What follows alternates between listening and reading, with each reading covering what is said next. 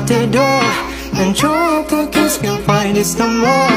It's just you and me, and there's nothing I can do. I'm stuck with you, stuck with you, stuck with you.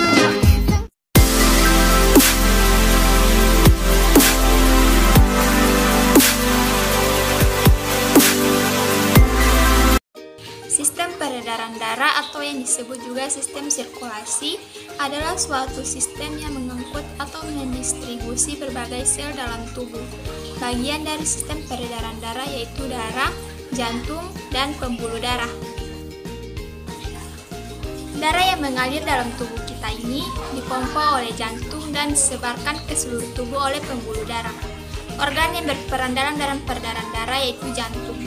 Jantung manusia terdiri atas 4 ruangan, yaitu serambi kanan, serambi kiri, serta bilik kiri dan bilik kanan, di mana fungsi dari serambi adalah menerima darah dari seluruh tubuh dan fungsi bilik adalah memompa darah keluar jantung.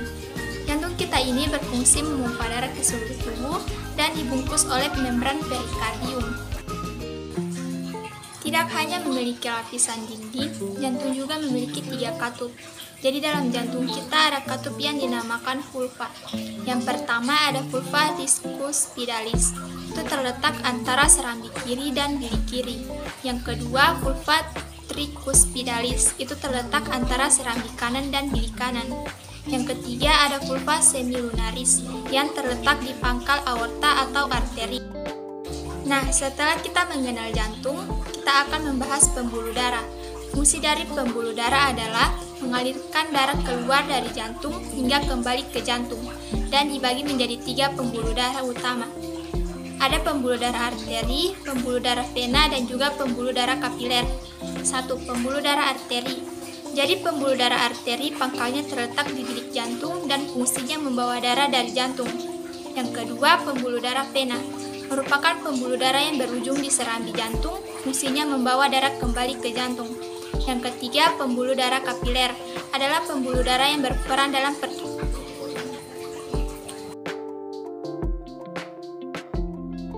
Menurut mekanisme peredaran darah, manusia adalah makhluk hidup yang memiliki sistem peredaran darah tertutup dan ganda. Peredaran darah manusia termasuk peredaran darah tertutup, karena darah selalu beredar di dalam pembuluh darah dan setiap kali beredar dalam darah melewati jantung 2 kali sehingga disebut dengan peredaran darah ganda. Pada peredaran darah ganda dikenal peredaran darah kecil dan peredaran darah besar. 1. Peredaran darah kecil adalah peredaran darah yang dimulai dari jantung atau bilik kanan menuju ke paru-paru dan kembali lagi ke jantung atau serambi kiri. Jadi peredaran darah kecil ini melewati paru-paru, dari jantung ke paru-paru ke jantung. Dari siklus peredaran merupakan sistem peredaran darah yang dimulai dari jantung menuju ke paru-paru, kemudian kembali ke jantung mulai dari bilik kanan menuju ke arteri pulmonalis, kemudian menuju ke paru-paru, kemudian menuju ke vena pulmonalis, dan kembali lagi ke serambi kiri. Yang kedua, siklus peredaran darah besar.